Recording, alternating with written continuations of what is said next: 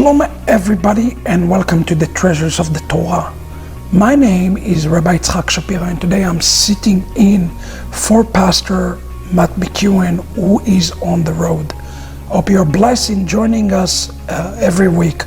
Some of you might know me from the various books that I've written. First, The Return of the Kosher Pig, and then The Besorah according to COVID-19, and now we announce the Rivka Remnant. And we're excited that you're tuning in here every week to this very special treasure from the Torah. This week we are in Paraschat Wajeschew, and we read the conclusion of this journey and this meeting between specifically Yaakov and his brother Esau, where Esau returned back to Edom and Yaakov go to Sukkot to dwell back in the houses of his fathers, of his ancestry. Now, although on the surface it appears that Jacob is doing exactly what is right, he's returning back to the legacy and the inheritance of his father, the Torah seems to suggest to us something very different that I would like you to consider today. You see, to understand prophecy, you have to understand that the work of the fathers is a sign for you and I today.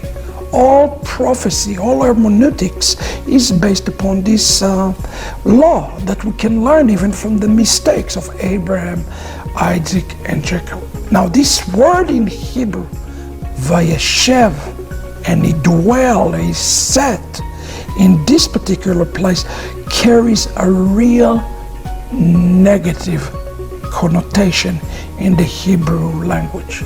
When you read this word, and he sat and he rested, it actually means that he truly became passive in some regard. You see, Jacob had one job in all of his existence. And what is his job? It is to fix and to extract the goodness out of Esau. There is something good in Esau, but he's so wicked that it's almost virtually impossible to pull it out. And Jacob have a job to fix Esau.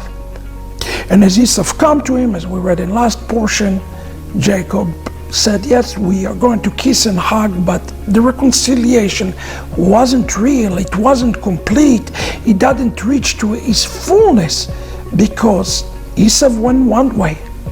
And even we read that those under Esau, specifically Magdiel, as we read in the end of chapter 36, are there, and they're building a network, they're building a kingdom under the regime of Esau. And it says that also Esau returned back. You see, it's interesting.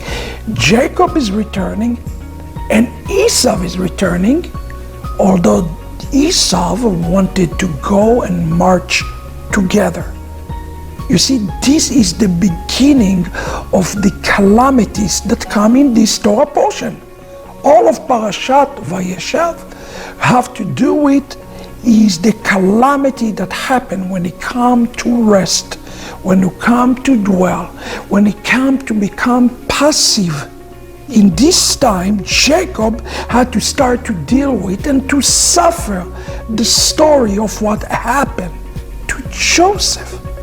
The rabbis teach us an important rule, and this is a rule that I would like to consider today.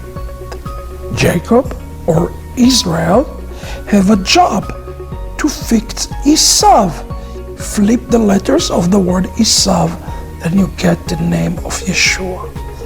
Indeed, Judaism have a job and a role to help to bring Christianity to its fullness. And despite the fact that Christianity have so many bad things in it, there is something very holy that need to be pulled out. And when the moment that Judaism, or in our case here, Jacob, stopped doing what God wanted him to do to begin with, to repair his brother, as Judaism today should repair Christianity and go back its own separate way, a great calamity started to come upon Jacob.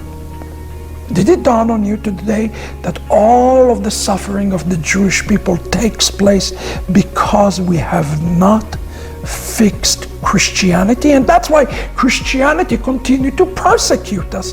Pogrom, inquisitions, Holocaust, and so forth. So this is the gist for us to understand. Today we have an opportunity to be part of fixing and repairs, or as we call it in Hebrew, tikkunim, or to go the other way and to hide. You have to understand, Jacob went to hide. He went there for a purpose of avoiding what God has told him to do. The only way that we will be able to overcome the travails of the Messiah in the last days, friends, is if we are continue to be busy doing the repairs and doing the tikkunim that God has for us to do. This is the antidote, okay, for us to overcome all the travails of the Messiah. So how do we overcome the COVID-19? How do we overcome what is happening today in the world? The way we overcome it, friends, is by doing repairs and tikkunim and not sitting and being passive in the world around us. God bless you. I hope you enjoyed this treasure of the Torah. Don't forget to share and like this broadcast. Shalom, everybody.